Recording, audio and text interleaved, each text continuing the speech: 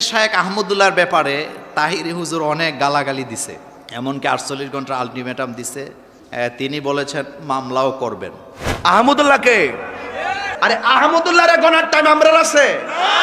এই জন্য যে আহমদুল্লাহ এই কথা বলেছেন তাকে বলবো আমি 48 ঘন্টা সময় দিলাম। শাইখ আহমদুল্লাহ সাহেবের মূল ভিডিওটা কি ছিল আপনারা দেখবেন। নবুয়তের পূর্বে রাসূল আকরাম সাল্লাল্লাহু আলাইহি সাল্লাম কোন ধর্ম পালন করতেন? গুরুত্বপূর্ণ প্রশ্ন। নবুয়তের পূর্বে আমাদের প্রিয় নবী সাল্লাল্লাহু আলাইহি সাল্লামের ধর্ম কি ছিল? যদি বলেন যে কোন ধর্ম অনুসরণ করতেন না, তাহলে নাউজুবিল্লাহ উনি কি ধর্মহীন ছিলেন নাকি? উনি নবী হয়েছেন কত বয়সে? 40 বছর বয়সে। তাহলে 40 বছর বয়স মানে তো জীবনের মূল টাইমটা প্রায়। তো এই 40 বছর পর্যন্ত উনি নিজে তো নবীই ছিলেন না, উনি নবী হয়েছেন তারপরে। প্রশ্নটা শাইখ এইভাবে পড়ছেন যে এক ভাই প্রশ্ন করেছেন রাসূল আকরাম সাল্লাল্লাহু আলাইহি সাল্লাম তো 40 বছরের নবুয়ত পেয়েছেন, এর আগে তিনি নবী ছিলেন না, তাহলে এই 40 বছর আগে তিনি কোন ধর্ম অনুসরণ করতেন? তাহলে কি আল্লাহ রসুল কোনো ধর্মের অনুসরণ করতেন না? শায়েখ ওখানে উপস্থাপন করেছেন যে আল্লাহর রসুল 40 বছর তো নবুয়ত পান নাই। প্রশ্নটা এভাবে করাছে, সেই প্রশ্নটা শায়েখ পড়েছে মাত্র, কাট করে নিয়ে যে ওই জায়গাটা ওখানে বসানো হয়েছে, আর এটা নিয়ে আমাদের ভাইয়েরা গোটা দেশ উত্তাল করে ফেলল। অনলাইনে দেখলাম এরকম ব্যক্তিদের বক্তব্য, এরকম ব্যক্তিদের গান ঘুরতেছে। সেটা কি? আল্লাহর ধন রসুলকে দিয়া আল্লাহ গেলেন গায়েব হইয়া। নওজুবিল্লাহ মিন যালিক। আল্লাহর দনেরা সুলকি দিয়া গেলেন আল্লাহ গায়েব হইয়া, রাসূলের ধন খাজা পাইয়া শুইয়া আছে আজ মেরে কেউ ফিরে না খালি হাতে, খাজা তোমার নওজুবিল্লাহ মিন যালিক। কি বলে এগুলা? কি বলে এগুলা? এত কথা শাইখ আহমদুল্লাহ সাহেবকে নিয়ে বাংলাদেশে হলো, আমি তো দালাল হয়ে গেছি। মানুষ বলতেছে, কতজন তো আমাকে নিয়ে কত কথা বলতেছে, যে ভাই আমার নিয়ে গালমন্দ করেছে, সমালোচনা করেছে, আমি তার জন্য দোয়া করি, আল্লাহ তাকে হেদায়েত দান করুক, আল্লাহ তাকে মাফ করে দেখ। আমি মুস্তাফিজ না থাকলে দেশের জাতির দিনের অতটা ক্ষতি হবে না। একজন শাইখ আহমদুল্লাহ না থাকলে এ দেশের, এ জাতির, এ দিনের অনেক বড় ক্ষতি হবে। শাইখ আহমদুল্লাহ সাহেবকে নিয়ে এই কথাগুলো যারা বলতেছে, মূলত শাইখ আহমদুল্লাহ ব্যক্তি আহমদুল্লাহ টার্গেট না, মূলত তার প্রতিষ্ঠান টার্গেট। 40 বছরে রাসূল আকরাম সাল্লাল্লাহু আলাইহি ওয়াসাল্লাম নবুয়ত পেয়েছিলেন নাকি তার আগেই পেয়েছিলেন? রাসূল করিম সাল্লাল্লাহু আলাইহি ওয়াসাল্লাম আসলে নবী হয়েছে কবে? আমি আপনার সাথে বহস করব, আপনার জ্ঞানকে আমি আলটিমেটাম দিলাম, চ্যালেঞ্জ দিলাম, কার সাথে কি ভাই। কিছু কিছু আকীদার মানুষ একজন আলেমকে যেভাবে অবমূল্যায়ন করে, যেইভাবে ট্রিট করে, একজন মুশরিক, মুনাফিক, কাফেরকেও এইভাবে অবমূল্যায়ন করে না। আল্লাহ রাসূল সাল্লাল্লাহু আলাইহি ওয়াসাল্লাম কি 40 বছরে নবুয়ত পেয়েছিলেন নাকি তিনি আগে থেকেই নবী, এবং এই বিষয়টা নিয়ে এত আলোচনা কেন হচ্ছে? দ্বিতীয়ত, শাইখ আহমদুল্লাহ সাহেব যে কথাটি বলেছেন সেই কথাটা আপনারা সমর্থন করেন কিনা? তৃতীয়ত, আরেকটি বিষয় উনি লিখেছেন যে এই বিষয়টা নিয়ে যে পরিমাণ আলোচনা এবং সমালোচনা হচ্ছে, সেই আলোচনা আপনারা বসে কি সমাধান করতে পারেন না? 3টে বিষয়। আমি শেষ বিষয়টা নিয়ে আগে কথা বলবো যে আপনারা সমাধান করতে পারেন কিনা। দেখেন, কিছু কিছু বিষয় হাদিসে একাধিক বর্ণনা আছে, যেই বর্ণনাগুলো একাধিক থাকার কারণে সাহাবী রিদওয়ানুল্লাহি আনহুম আজমাইনদের জামানা থেকেই কিন্তু এই মতবিরোধগুলো চলে আসছে। যেমন আপনাকে একটা কথা বলি, নামাজের মধ্যে যে আমরা হাত বাঁধি, কেউ নাভির নিচে, নাভির ওপরে, কেউ বুকের ওপরে হাত বাঁধি, প্রত্যেকটা কিন্তু হাদিসের মধ্যে আছে, প্রত্যেকটা কিন্তু হাদিসের মধ্যে আছে। এখন আপনি যদি বলেন যে বুকের উপরে হাত বাঁধা এটাই বিশুদ্ধ, আর সব কিছু বাকি হাদিসগুলো এগুলো নিষিদ্ধ বা এগুলো মানা যাবে না, তাহলে আপনি এখানে জুলুম করলেন, এটা উচিত না। কিছু বিষয় একাধিক বর্ণনা মানে দুইভাবে এসেছে, তো সাহাবী রিদওয়ানুল্লাহি আনহুম আজমাইনদের মধ্যে ইখতিলাফ ছিল, তাবেঈনদের মধ্যে ছিল, পরবর্তী স্কলারদের মধ্যে ছিল, সালফে সালেহিনদের মধ্যে ছিল, বর্তমান সময়েও আছে, এটা থাকবে কিয়ামত পর্যন্ত। সেক্ষেত্রে আপনার আমার ভূমিকা কী হবে? আপনার আমার ভূমিকা হচ্ছে একাধিক বর্ণনা যখন থাকবে তখন আপনার যেটা ভালো লাগে আপনি মেনে নেবেন, তবে অবশ্যই ইসলামিক স্কলার একজনকে ফলো করবেন যে তার রায়টা কী। সেটা হানাফি মাযহাবের হতে পারে, শাফি মাযহাবের হতে পারে, মালিকি মাযহাবের হতে পারে, তার রায়টা কী। 2 নম্বর বিষয়, 40 বছরে রাসূল আকরাম সাল্লাল্লাহু আলাইহি ওয়াসাল্লাম নবুয়ত পেয়েছিলেন নাকি তার আগেই পেয়েছিলেন? এই কথাটা মূলত শাইখ আহমদুল্লাহ সাহেবের যে মূল ভিডিওটা, সম্ভবত উনি এই যে চাঁদনি চক বা এই যে নিউ মার্কেটের ওখানে যেই একটা মাহফিল হয় কোন মসজিদে যেন, ওখানে সওয়াল জবাবের মধ্যে যে ভিডিওটা, মূল ভিডিওটা দেখেন। আমাদের কাছে কোনো শ্রোতা যখন প্রশ্ন করে, এই যে আজকে যে প্রশ্ন উত্তর দিচ্ছি, শ্রোতারা যখন প্রশ্ন করে আমরা কিন্তু প্রথমেই প্রশ্নটা আপনাদের সামনে পড়ে নেই। ইভেন এই যে আব্দুল জাহের মাহমুদ যে প্রশ্নটি করেছে এই প্রশ্নটাও কিন্তু আমি পড়লাম। কোরআনুল কারিমে আল্লাহ কি বলছে একটা উদাহরণ দিয়ে আরও ক্লিয়ার হবেন। লা তাকরাবুস সালাহ, নামাজের ধারে কাছেও যায় না। এখন আপনি আগেও নিলেন না পিছেও নিলেন না, লা তাকরাবুস সালাহ আল্লাহ বলছেন নামাজের ধারে কাছে যায় না, আপনি নিয়ে এসে এটা মুস্তাফিজ হুজুর বলল নামাজের ধারে কাছেও যায় না। এখন কখন? আল্লাহ তো এটা পরে বলে দিয়েছে, ও আংতুম সুকারা, যখন নেশাগ্রস্ত অবস্থায় থাকো। মদ খায়া পবিত্র না হয়ে সাথে সাথে নামাজে দাঁড়ায়ও না, নাপাক অবস্থায় দাঁড়ায়ও না। এখন আপনি কাট করে ওখানটা নিয়ে যে বসায় দিলেন। সুযোগ সন্ধানী যারা আছে সোশ্যাল মাধ্যমে আমার লেকচার বলেন, আহমদুল্লাহ সাহেবের লেকচার বলেন, আব্দুল্লাহ সাহেবুল্লাহের লেকচার বলেন, XYZ যে কোনো স্কলারের লেকচার কেটে কেটে অনেকভাবে কিন্তু উপস্থাপন করা যায়। একটা পজিটিভ বিষয়কে কিন্তু নেগেটিভলি উপস্থাপন করা যায়। আর যে ভদ্রলোক এই কথাগুলো নিয়ে আজকে আলোচনা করতেছে, শাইখ আহমদুল্লাহ সাহেবের মূল ভিডিওটা কী ছিল আপনারা দেখবেন, এখন ইউটিউবে আছে। প্রশ্নটা শাইখ এভাবে পড়ছেন যে এক ভাই প্রশ্ন করেছেন, রাসূল আকরাম সাল্লাল্লাহু আলাইহি সাল্লাম তো 40 বছরের নবুয়ত পেয়েছেন, এর আগে তিনি নবী ছিলেন না, তাহলে এই 40 বছর আগে তিনি কোন ধর্ম অনুসরণ করতেন? তাহলে কি আল্লাহ রসুল কোনো ধর্মের অনুসরণ করতেন না, নাকি অনুসরণ করতেন? অনুসরণ করলে কার ধর্ম অনুসরণ করেছেন? আমরা জানি যে ইব্রাহিম আলাইহিস সালাতু ওয়াস সালামের দিন ধর্ম আল্লাহ রসুল সাল্লাল্লাহু আলাইহি সাল্লাম অনুসরণ করেছেন। তাহলে শায়েককে প্রশ্ন করা হয়েছে, সেই প্রশ্নটা শায়েক ওখানে উপস্থাপন করেছেন যে আল্লাহর রাসূল 40 বছর তো নবুয়ত পান নাই। প্রশ্নটা এভাবে করাছে, সেই প্রশ্নটা শায়েক পড়েছে মাত্র, কাট করে নিয়ে যে ওই জায়গাটা ওখানে বসানো হয়েছে। আর এটা নিয়ে আমাদের ভাইয়েরা গোটা দেশ উত্তাল করে ফেলল। জ্ঞানী মানুষের একটা বিষয় কি জানেন, যে সবসময় তর্কে জড়ায় না, ঝগড়া বিবাদে জড়ায় না। কারণ যেই গাছে যত ফল বেশি সেই গাছটা তত নত বেশি। এই যে আম বড় বড় দেখবেন গাছের উপরে ধরে আছে, যত বেশি আম গাছটা তত নত। এত কথা শাইখ আহমদুল্লাহ সাহেবকে নিয়ে বাংলাদেশে হলো, আমি তো দালাল হয়ে গেছি, মানুষ বলতেছে, কতজন তো আমাকে নিয়ে কত কথা বলতেছে। এতদিন আমাকে নিয়ে কেউ সমালোচনা পৃথকভাবে করেছে, কিন্তু আওয়ামভাবে একটা দুইটা না একাধিক ভিডিওতে আমাকে সমালোচনা করেছে।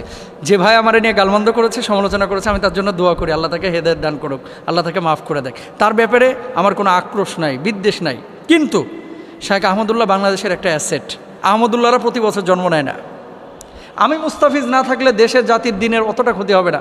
একজন শাইখ আহমদুল্লাহ না থাকলে এ দেশের, এ জাতির, এ দিনের অনেক বড় ক্ষতি হবে, অনেক বড় ক্ষতি হবে, অনেক বড় ক্ষতি হবে। সুতরাং শাইখ আহমদুল্লাহ সাহেবকে নিয়ে এই কথাগুলো যারা বলতেছে, মূলত শাইখ আহমদুল্লাহ ব্যক্তি আহমদুল্লাহ টার্গেট না, মূলত তার প্রতিষ্ঠান টার্গেট। কারণ মানুষজন যাতে করে এই প্রতিষ্ঠানটার উপরে প্রশাসনিক নজরদারি নিয়ে এসে প্রতিষ্ঠানটাকে বন্ধ করতে পারে। কারণ কি? মানুষের ভিতরে একটা গ্রহণযোগ্যতা তৈরি হয়েছে।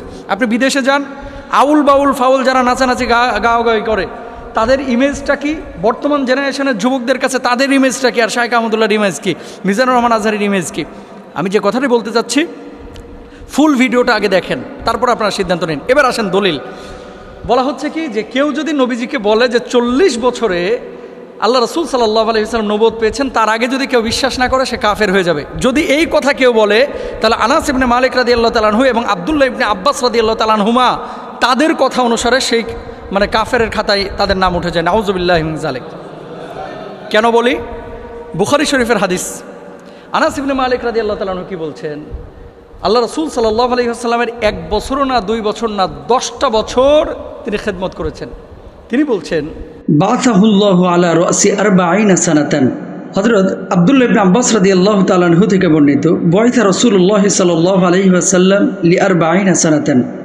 আল্লাহ রসুল সাল্লাল্লাহু আলাইহি ওয়াসাল্লামের উপরে আল্লাহ তাআলা নবুয়ত দিয়েছেন 40 বছরে। তা আনাস ইবনে মালিক রাদিয়াল্লাহু তাআলা আনহু তিনি বলছেন 40 বছরে নবুয়ত দেওয়া হয়েছে। তাহলে যারা বলতেছে যে 40 বছরে আল্লাহ নবীকে নবুয়ত দেওয়া হয়েছে, তাহলে সেই কথা অনুসারে আনাস ইবনে মালিক রাদিয়াল্লাহু তাআলা আনহুর উপরে তো সেই অপবাদ যায়। নাউযুবিল্লাহ। আব্দুল্লাহ ইবনে আব্বাস রাদিয়াল্লাহু তাআলা আনহু তিনি বলছেন যে আল্লাহ রাসূল সাল্লাল্লাহু আলাইহি ওয়াসাল্লামের উপরে 40 বছরের নবুয়ত এসেছে। আল্লাহ রাসূল সাল্লাল্লাহু আলাইহি ওয়াসাল্লাম আরেকটি হাদিসের মধ্যে কি বলছেন দেখেন, নবীজি বলছেন, ইন্নী লা আরিফু হাজরান বিমাক্কাতা কানা ইউসাল্লিমু আলা ক্বাবলা আই ইউবাস। আল্লাহ রাসূল সাল্লাল্লাহু আলাইহি ওয়াসাল্লাম বলছেন যে আমি একটা পাথরকে চিনতাম, জানতাম যে পাথরটা আমাকে ক্বাবলা আই ইউসাল্লিমা, আমাকে সালাম প্রদান করত, আন উবাসা নবুয়া, আমি নবুয়ত পাওয়ার আগেই এই পাথরটা আমাকে সালাম করত। তো নবুয়ত পাওয়ার আগে পাথর আমাকে সালাম করত, আল্লাহ রাসূল সাল্লাল্লাহু আলাইহি ওয়াসাল্লাম নিজে বলেছেন। তো নবীজি যে বললেন যে আমায় নবুয়ত পাওয়ার আগে পাথর আমাকে সালাম করতো, তাহলে নবুয়ত আল্লাহ রসুল সাল্লাল্লাহু আলাইহি ওয়াসাল্লাম একটা নির্দিষ্ট সময় পেয়েছেন। এখন আরেকটি হাদিস যেটা দিয়ে সব ভাইয়েরা দলিল পেশ করে, নবীজি সাল্লাল্লাহু আলাইহি ওয়াসাল্লামের নবুয়তের ব্যাপারে জিজ্ঞেস করা হয়েছিল যে আপনি কখন থেকে নবী? তিনি জবাব দিয়েছেন কুনতু নাবিয়ান ওয়া আদামু বাইনাল মাই ওয়াত তিন। অন্য বর্ণনায় আছে কুনতু নাবিয়ান ওয়া আদামু বাইনার রূহি ওয়াল জাসাদ। আদম যখন শরীরে এবং পানির মধ্যে তিনি ছিলেন তখন থেকেই আল্লাহ রসুল সাল্লাল্লাহু আলাইহি ওয়াসাল্লাম নবুয়ত পেয়েছিলেন। আদম যখন রূহ এবং মাটির মধ্যে মিশ্রিত ছিলেন তখন থেকে আল্লাহ রসুল সাল্লাল্লাহু আলাইহি ওয়াসাল্লাম নবুয়ত পেয়েছিলেন। এরকম কিন্তু একাধিক বর্ণনা আছে। হাদিসটা কি? হাদিসটা রাসূল আকরাম সাল্লাল্লাহু আলাইহি ওয়াসাল্লামের বিশুদ্ধ হাদিস, যে যখন আদমকে সৃষ্টি করা হয় নাই তখন থেকেই তিনি নবুয়ত পেয়েছিলেন। কিন্তু আদম আলাইহিস সালাতু ওয়াস সালামকে আল্লাহ সুবহানাহু ওয়া তাআলা যে পৃথিবীর বুকে পাঠিয়েছেন, নবীকে যে আল্লাহ সুবহানাহু ওয়া তাআলা পৃথিবীর বুকে পাঠিয়েছেন, নবীজি 40 বছর পর্যন্ত নবুয়ত পান নাই, কিন্তু আগে থেকে নবুয়ত ছিল লাউহে মাহফুজে। কোরআন যেমন সংরক্ষিত ছিল, নবীজির স্বীকৃতি লাউহে মাহফুজে এবং আসমানি জগতে, রুহানি জগতে আল্লাহ তাআলা আগেই দিয়ে রেখেছিলেন। সেই স্বীকৃতির সনদ, স্বীকৃতির চূড়ান্ত বাস্তবায়ন আল্লাহ তাআলা 40 বছরে করেছেন। তাহলে কি সেই হাদিসটাও ঠিক, এই হাদিসগুলোও ঠিক? 40 বছরে নবীজি নবুয়ত পেয়েছেন, এটা তো সিরাতের ম্যাক্সিমাম কিতাবের মধ্যে আছে, ম্যাক্সিমাম কিতাবের মধ্যে আছে। আমরা তো অস্বীকার করতেছি না সেই বিষয়টা, কিন্তু নবুয়ত 40 বছরে পেয়েছে, এটাকে কেউ যদি অস্বীকার করে কাফের হয়ে যাবে, ফাসেদ হয়ে যাবে, এই বিষয়টাতে আমরা একমত না, এটা অশুদ্ধ বিষয়। সুতরাং রাসূল আকরাম সাল্লাল্লাহু আলাইহি ওয়াসাল্লামের হাদিস একাধিক থাকতে পারে। আমাদের আকীদা হচ্ছে নবীজি 40 বছরে নবুয়ত পেয়েছেন এবং নবীজির নবুয়তের সিদ্ধান্ত স্বীকৃতি আল্লাহ সুবহানাহু ওয়া তাআলা আগেই দিয়ে দিয়েছেন। কিন্তু এটা নিয়ে বাড়াবাড়ি, ছাড়াছাড়ি, মারামারি, আর মূলত যদি উদ্দেশ্য হয়ে থাকে শায়েখ আহমদুল্লাহকে দমন করা, এই উদ্দেশ্যটা আসলে সফল হবে না। আল্লাহ তাআলা চক্রান্তকারীদের চক্রান্তকে নস্যাৎ করুক, সবাই বলেন আমিন। আল্লাহ সুবহানাহু ওয়া তাআলা আমাদেরকে বোঝার তৌফিক দান করুন। একটা প্রশ্ন আসছে, ইদানিং শায়েখ আহমদুল্লাহর ব্যাপারে তাহিরি হুজুর অনেক গালাগালি দিছে, এমনকি 48 ঘন্টার আলটিমেটাম দিছে, এমনকি তিনি বলেছেন মামলাও করবেন। আচ্ছা শোনেন, একটা কথা বলি, এটা হলো আহমদুল্লাহ সাহেব একটা আলোচনা করতে যেয়ে বলেছিলেন যে রাসূল করিম সাল্লাল্লাহু আলাইহি ওয়াসাল্লাম 40 বছর পর্যন্ত তো নবী ছিলেন না, তিনি নবুয়তের দায়িত্ব পালন করেন নাই, নবুয়তের দাওয়াত দেন নাই। এই কথাটা নিয়ে লাগছে পেস, লাগার পরে এখন উনি হুমকি দিছে যে ওনার বিরুদ্ধে মামলা দিবে। আচ্ছা আমরা মামলা টামলার কাছে যাই না, আমরা আসল জায়গাটাতে আসি। দেখেন হাদিসগুলা বুঝতে হবে একটু ঠান্ডা মাথায়, গরম মাথায় কোনো সিদ্ধান্ত নিলে সঠিক সিদ্ধান্ত নেওয়া যায় না, আবেগে সিদ্ধান্ত নিলে সঠিক সিদ্ধান্ত নেওয়া। আচ্ছা হাদিসগুলো আগে শোনেন। নবী করিম সাল্লাল্লাহু আলাইহি ওয়াসাল্লাম তিনি নবী, তার আগে আরো অনেক নবী আছে না নাই? প্রথম কথাটা বুঝবেন, নবী নির্বাচনের মাধ্যমে হয় না, নবী হয় সিলেকশনে। আর সিলেকশনটা করেন কে? আল্লাহ পাক। আর এই সিলেকশনটা আল্লাহ পাক করছেন আলমে আরোহায় থাকা অবস্থায়, অর্থাৎ পৃথিবীতে আসার আগেই, আদম আলাইহিস সালামও পৃথিবীতে আসার আগেই কে কে নবী হবে এটা সিলেকশন করছেন কে? আল্লাহ পাক। কিন্তু প্রত্যেক নবীকে আল্লাহ নবুয়তের দায়িত্ব দিয়েছেন প্রাপ্তবয়স্ক হওয়ার পরে। ফালাম্মা বালাগা আশুদ্দাহু ওয়াস্তাওয়া আতাইনাহু হুকমা ওয়া ইলমা। আল্লাহ পাক বলেন প্রত্যেক নবীকে আমি নবুয়তের দায়িত্ব দিছি, তারা যখন প্রাপ্তবয়স্ক হয়েছে তখন আমি তাদেরকে জ্ঞান, প্রজ্ঞা, বিজ্ঞান শিক্ষা দিয়েছি। এখন আসেন, রাসূল করিম সাল্লাল্লাহু আলাইহি ওয়াসাল্লাম আসলে নবী হয়েছে কবে? হযরত আবু হুরায়রা রাদিয়াল্লাহু তাআলা আনহু বলেন, আমরা রাসূল করিম সাল্লাল্লাহু আলাইহি ওয়াসাল্লামকে জিজ্ঞেস করলাম, ইয়া রাসূলুল্লাহ সাল্লাল্লাহু আলাইহি ওয়াসাল্লাম আপনি নবী হইছেন কবে? ইয়া রাসূলুল্লাহ মাতা ওয়াজাবাত লাকান নবুওয়া। আমরা রাসূলকে জিজ্ঞেস করলাম, ইয়া রাসূলুল্লাহ সাল্লাল্লাহু আলাইহি ওয়াসাল্লাম আপনি নবী হইছেন কবে? আপনি যে নবী এটা কখন থেকে নির্ধারণ করা হয়েছে? ক্বালা ওয়া আদামু বাইনার রূহি ওয়াল জাসাদে।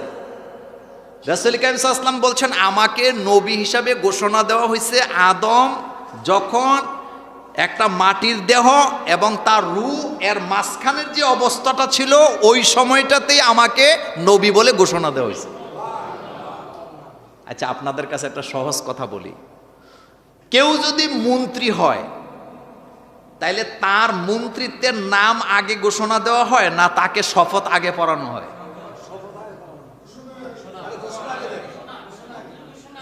ঘোষণা আগে না শপথ আগে?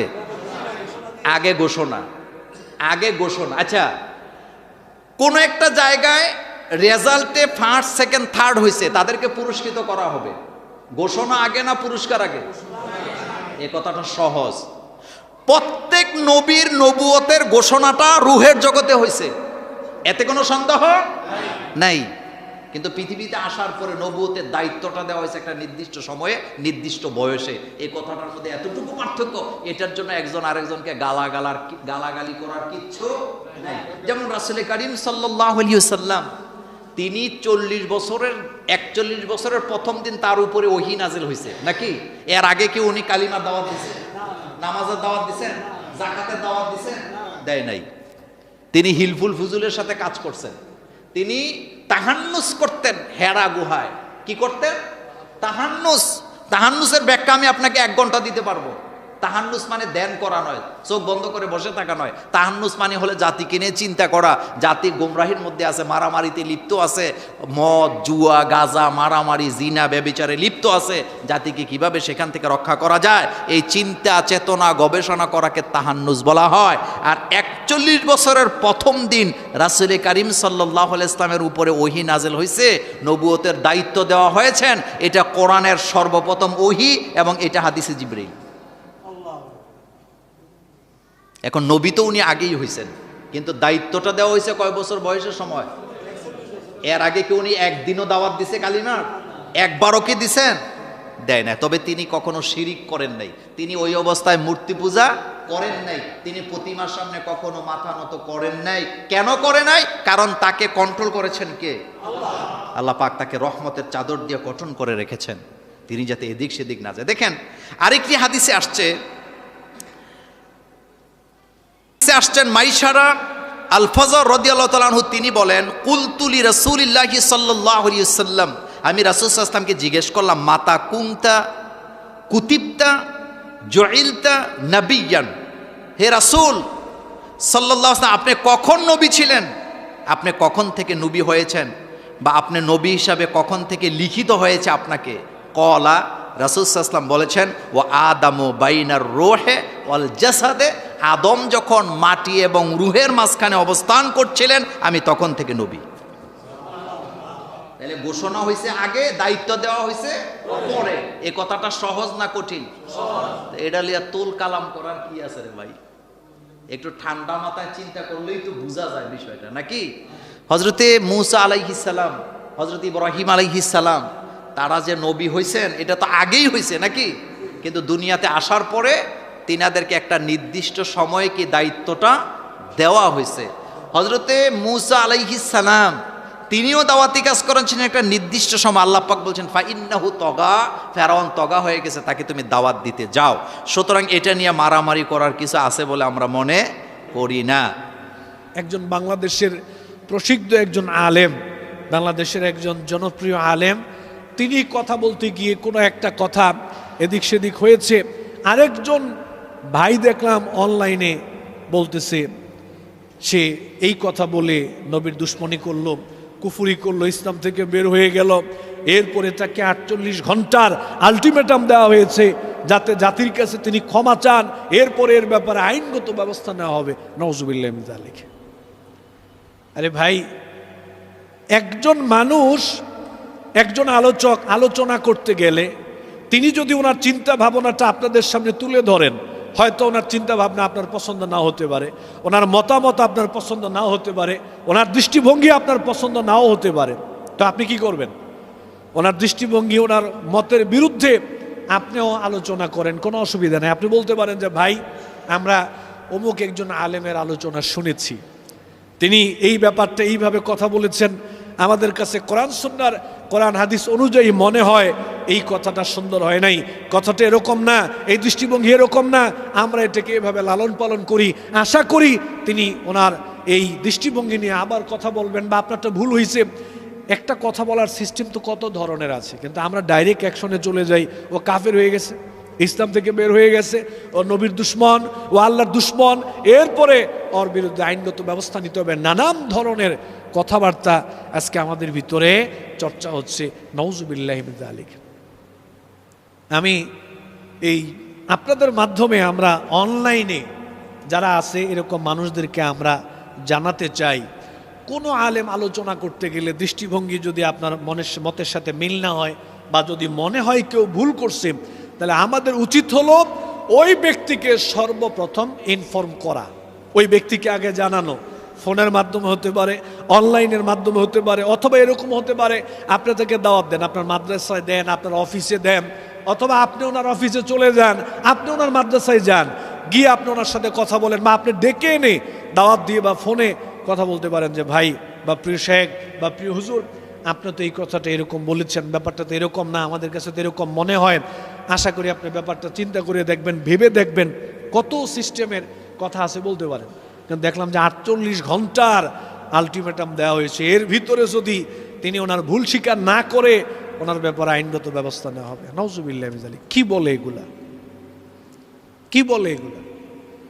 কথা যদি একজন যদি একজনের বিপক্ষে কথা ধরি, কথা ধরার মতো অনেক কথা আছে।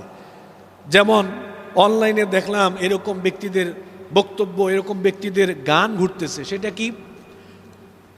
আল্লাহর ধন রসুলকে দিয়া আল্লাহ গেলেন গায়েব হইয়া, নাউজুবিল্লাহ মিন যালিক। আর রসুলের ধন খাজা পাইয়া খাজা আজমিরি শরীফে শুয়ে আছে, খাজারে তোর দরবার থেকে কেউ ফিরে না খালি হাতে, নাউজুবিল্লাহ মিন যালিক। এই পুরো কথাগুলো কুফর, পুরো কথাগুলোই শিরক। আল্লাহর ধন আল্লাহ রসুলকে দিয়ে আল্লাহ গায়েব হয়ে গেছে, এই কথাটা কুফর, এই কথাটা শিরক। নবীর ধন খাজা পাইয়া খাজা আজমিরে শুয়ে আছে আর খাজার দরবার থেকে কেউ খালি হাতে ফিরে না, এই কথা বিশ্বাস করলে কোনো মানুষ ইমানদার থাকতে পারবে না, ও মুশরিক হয়ে যাবে, ইসলাম থেকে বের হয়ে যাবে। যারা 48 ঘন্টার আলটিমেটাম দিচ্ছে, এরকম ব্যক্তিদের কথা অনলাইনে সমানে এরকম কথাবার্তা ঘুরতেছে, এরকম কথা ঘুরতেছে। আলটিমেটাম তো আপনাদের কেউ দিলে দেওয়া যাবে? এটা আলটিমেটামের ব্যাপার নয়, মূলত এটা বুঝার ব্যাপার, আলেমদের ব্যাপার। কোনো আলেম যদি কাউকে কোনো ইনফর্ম করে যে আপনার এটা ভুল হয়েছে, আপনি ভুল থেকে ফিরে আসবেন অথবা সংশোধন করার চেষ্টা করবেন, আমাদের আলোচনাগুলো এইভাবে হবে। এখন আমাদের মধ্যে এমন সমস্যা হয়েছে, একজন একজনের বিপক্ষে, একদল আরেক দলের বিপক্ষে এমনভাবে লেগে গেছি, মানে কেউ কাউকে সহ্য করতে পারতেছি না, মানতে পারতেছি না, কেউ কারো অবস্থান মানতে পারতেছি না। পুরা হিংসা, বিদ্বেষ, দলাদলি, হানাহানি চরমভাবে চলতেছে। কিছু হলেই কাফের হয়ে গেছে, কিছু হলেই ইসলাম থেকে বের হয়ে গেছে, নাউজুবিল্লাহ মিন যালিক। এই জন্য এটা আল্লাহর পক্ষ থেকে আমাদের উপর একটা আযাব, একটা গজব। আল্লাহ তাআলা আমাদেরকে হেদায়েত দান করুন, আল্লাহুম্মা আমিন। আমাদের কেউ কেউ 40 ঘন্টা 48 ঘন্টারও আলটিমেটাম দিই আমরা। আসলে ভাই, কে কাকে আলটিমেটাম দিচ্ছি? আমি যদি শায়েখ মোল্লা নাজিমউদ্দিন হাফিজুল্লাহকে বলি যে আমি আপনার সাথে বহস করব, আমি আপনার সাথে বহস করব, আপনার জ্ঞানকে আমি আলটিমেটাম দিলাম, চ্যালেঞ্জ দিলাম, কার সাথে কি ভাই? আসলে আল্লাহ জ্ঞানের নূর প্রত্যেকের অন্তরে দেন না। জ্ঞানকে লালন করতে হয়, জ্ঞানকে ধারণ করতে হয়, বছর পর বছর জ্ঞানকে সাধনা করতে হয়। আপনি যখন বছরের পর বছর আমল করবেন, লালন করবেন, ধারণ করবেন, জ্ঞানকে সাধনায় রাখবেন, তবেই আল্লাহ সুবহানাহু ওয়া তাআলা আপনার অন্তরে জ্ঞানের নূর ঢেলে দিবেন। কারণ জ্ঞান আসে আল্লাহর পক্ষ থেকে, আমাদের জ্ঞান খুবই অল্প। লা ইলমা লানা ইল্লা মা আল্লামতানা ওয়া মা উতিতুম মিনাল ইলমি ইল্লা খলিলা। এত ক্ষুদ্র জ্ঞান নিয়েও, এত অল্প জ্ঞান নিয়েও আমরা ধরাকে সরা জ্ঞান করি। আসলে ভাই, সবাই না, ডোন্ট টেক দিস আদারওয়াইজ, সবাই না, কিছু কিছু আকীদার মানুষ ভিন্ন মতকে তারা এমনভাবে ট্রিট করেন, বিশ্বাস করেন একজন মুশরিক, মুনাফিক বা কাফেরকেও একজন আলেমকে যেভাবে অবমূল্যায়ন করে, যেইভাবে ট্রিট করে, একজন মুশরিক, মুনাফিক, কাফেরকেও এইভাবে অবমূল্যায়ন করে না। ঠিক কিনা? আমরা যা ইচ্ছা তাই করছি ভাই। কিন্তু আপনি কি জানেন, এই যে এগুলো করে বেড়াচ্ছি, আপনাদের জন্য যে ভয়াবহ গর্ত খুলে রাখা হয়েছে, যে মরণ ফাঁদ খুলে রাখা হয়েছে, আপনি যদি বুঝতেন তাহলে বানরের হাতে ওই রুটি ভাগ করার মতো অবস্থা করতেন না।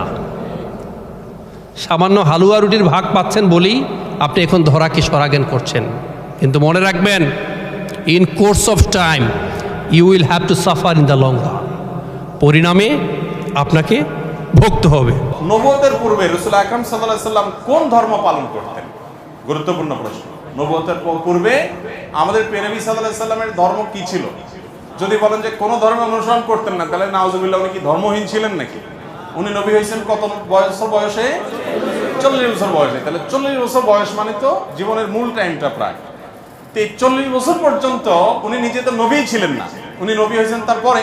তাহলে 40 বছর পর্যন্ত নবী হওয়ার আগে তার ধর্ম কি ছিল?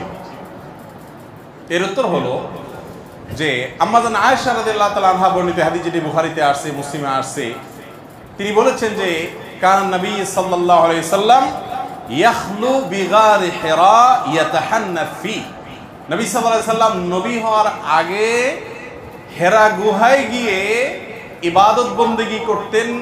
ইয়াতাহান্নাফ এর তরজমা ইবনে হাজার আসকালানি রাহিমাহুল্লাহ অনেকে বলেছেন ইয়াতাহান্নাফ, অর্থাৎ ইব্রাহিম আলাইহিস সালামের যে দ্বীন হানিফ ছিল, ওই দ্বীন হানিফের উপরে তিনি অটল থাকতেন, অবিচল থাকতেন।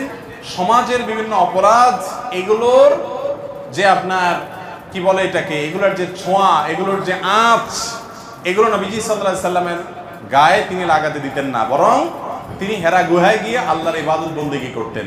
ইব্রাহিম আলাইহিস সালামের যে মিল্লাত ছিল, মিল্লাতে ইব্রাহিমী যেটাকে বলা হয়, এই মিল্লাতে ইব্রাহিমের উপরে নবী করিম সাল্লাল্লাহু আলাইহি সাল্লাম ছিলেন। তাহলে তার নবুয়তের আগের যে সময়টা, এই সময়টাতে তার যে দিন ছিল, এটা ছিল দিন ইব্রাহিম। কোন দিন ছিল? তার বাবা পূর্বপুরুষ ইব্রাহিম আলাইহিস সালামের দিন এবং মিল্লাতের উপরে ছিলেন, এবং সেই মিল্লাত, সেই আকীদা এবং সেই ইমানের উপরে থেকে তিনি গারে হেরায় গিয়ে আল্লাহ তাআলার জিকির, আল্লাহর স্মরণ, দোয়া করতেন। নবী করিম সাল্লাল্লাহু আলাইহি সাল্লাম মক্কায় জন্ম হয়েছে, তার মক্কায় বড় হয়েছেন, 40টা বছর নবী হওয়ার আগ পর্যন্ত এখানে কাটিয়ে দিয়েছেন। আল্লাহ রাব্বুল আলামিনের নবী হওয়ার একটা প্রমাণ এটাও যে 40 বছর একটা সমাজে একটা অন্যায় এবং শিরকের সমুদ্রের মধ্যে ছিলেন, কিন্তু শিরকের এক ফোঁটা পানি, কাদা, ময়লা, নোংরা কোনো কিছু তার শরীরকে, তার ব্যক্তিত্বকে, তার আমলকে, তার বিশ্বাসকে এক মুহূর্তের জন্য স্পর্শ। এটা সম্ভব শুধুমাত্র তার বেলাতে, যাকে রক্ষা করেছেন স্বয়ং আল্লাহ। তার নবী মুহাম্মদ সাল্লাল্লাহু আলাইহি সাল্লাম মক্কায় সবাই যখন মূর্তি পূজা করে, সবাই যখন শিরক করে, সবাই যখন শিরকের ভিতরে নিমজ্জিত, সবাই যখন বিভিন্ন জাহিলি যুগের কর্মকাণ্ডে নিমজ্জিত, গোটা সমাজ একদিকে যাবে, একটা মানুষ স্রোতের বিপরীতে একা একা টিকে থাকবে, কেউ তাকে ওয়াজ নসিহত করে কনভিন্স করছে, এরকমও না। এটা হতে পারে শুধুমাত্র কিসের মাধ্যমে? আল্লাহ তাআলার হেফাজতের মাধ্যমে। তো নবী হওয়ার আগে তিনি মক্কার মানুষদের এই শিরকপূর্ণ যে দিন, এটার অনুসারী ছিলেন। তিনি ছিলেন ইব্রাহিম আলাইহিস সালামের মিল্লাতের কি ইমাম আল্লামা আলুসি রাহিমাহুল্লাহ সহ বিশ্ববিখ্যাত মুফাসসির, মুহাক্কিক, উলামা ইকরাম এই কথাই বলেছেন যে তার আগের যে জীবন ছিল অ্যানালাইসিস করলে দেখা যায় যে তিনি দ্বীনে হানিফের উপরে ছিলেন। তিনি যদি নিজে নবী হওয়ার আগে এক মুহূর্তের জন্য অন্যদের দেখা দেখি বাচ্চা কালেও যদি অন্তত শিরকের কাজ করতেন, নাউজুবিল্লাহ, তাহলে শিরকের বিরুদ্ধে তিনি যখন তাওহীদের দাওয়াত দিয়েছেন, মক্কার মানুষ বলতো যে তুমি নিজেই তো একসময় করতা, ঠিক না ঠিক? কিন্তু অমুসলিমদের রচিত কোনো নবীজির জীবনী গ্রন্থেও এরকম তথ্য পাবেন না যে মক্কার কোনো মানুষের বুকের পাটায় বল ছিল যে নবীজিকে বলবে যে তুমি নিজেও করেছো। কারণ তিনি শিশুকাল থেকে সবাই শিরকে নিমজ্জিত থাকলেও, বা বেশিরভাগ মানুষ নিমজ্জিত থাকলেও, তিনি কিন্তু আল্লাহর অশেষ অনুগ্রহে সেফ ছিলেন, নিরাপদে ছিলেন। তার আপন দাদা, তিনি মক্কার কুরাইশদের নেতা ছিলেন, যারা মূর্তি পূজা করতো তাদের লিড দিতেন, কিন্তু আল্লাহ তাআলা প্রিয় নবী সাল্লাল্লাহু আলাইহি সাল্লামকে হেফাজতে নিজের আপন চাচা আবু তালেব, তিনি নবী করিম সাল্লাল্লাহু আলাইহি সাল্লামের অনেক প্রিয় ছিলেন। নবীজি সাল্লাল্লাহু আলাইহি সাল্লাম তার স্নেহের ভ্রাতুষ্পুত্র ছিলেন, কিন্তু তারপরও চাচা বা দাদার আদর্শকে, বা চাচার বন্ধুরা, বাবার বন্ধুরা, বা অন্য যারা আছেন, মক্কার মুশরিক যারা ছিলেন, সবাই তো ধরেন উনি যখন ছোট, সবাই তো সিনিয়র মুরব্বী, তাদের ভুল কিছু তিনি গ্রহণ করতেন।